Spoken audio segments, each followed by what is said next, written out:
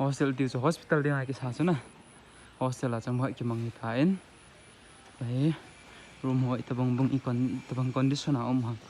thì nó vậy rồi lại room vật kén lại room vật kén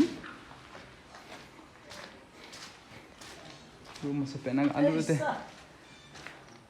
अच्छा room masuk penang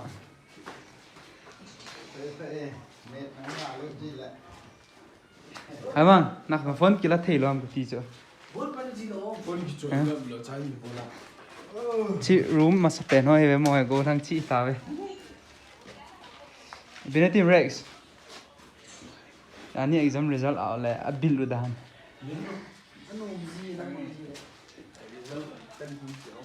hoi ani exam result out chi second room a tai chet jing na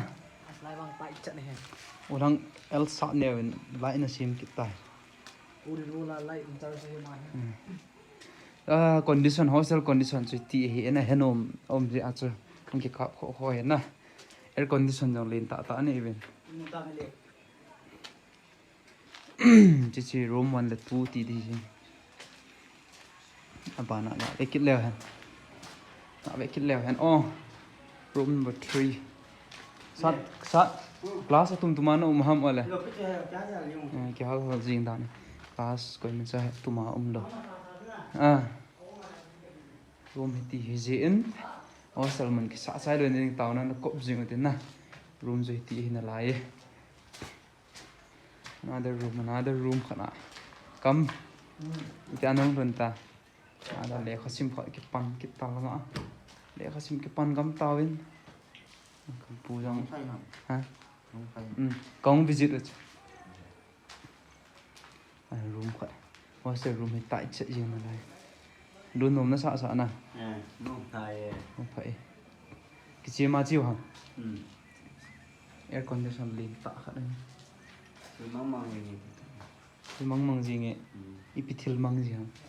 headphone gì mang lại window cái tụ vào là cho student họ là heading hàm lâu đam kia bốn na thì là mang gì in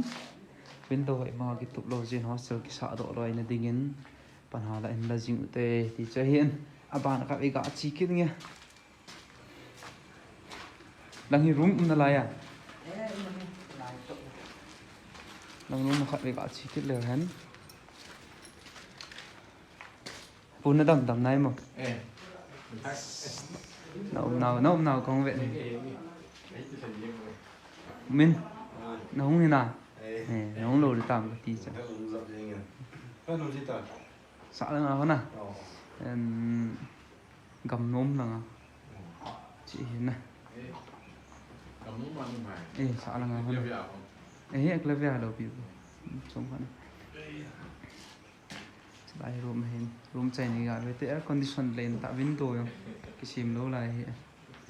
room đâu gì condition thì cái bằng để đảm tái nè con ba cộng đã chỉ doctor lại doctor làm tiền này có không thầy chứ lại room khẩn gọi đôi kịp tên lại room hồi cả hết khả ông ta hệ như thọ nhân đó này ê hề ông ta hiểu lại không rồi lại cùi đúng không ê hề ông ta regular tên bài về là sim tao ai regular tên lắm bài về là sim tao nè na phát làm thì không vậy exam na pass ho exam result không out na congratulate không bộ rồi pass sen lang bạn na de này đi giống nè room condition chu chi ha ka pass a hoi he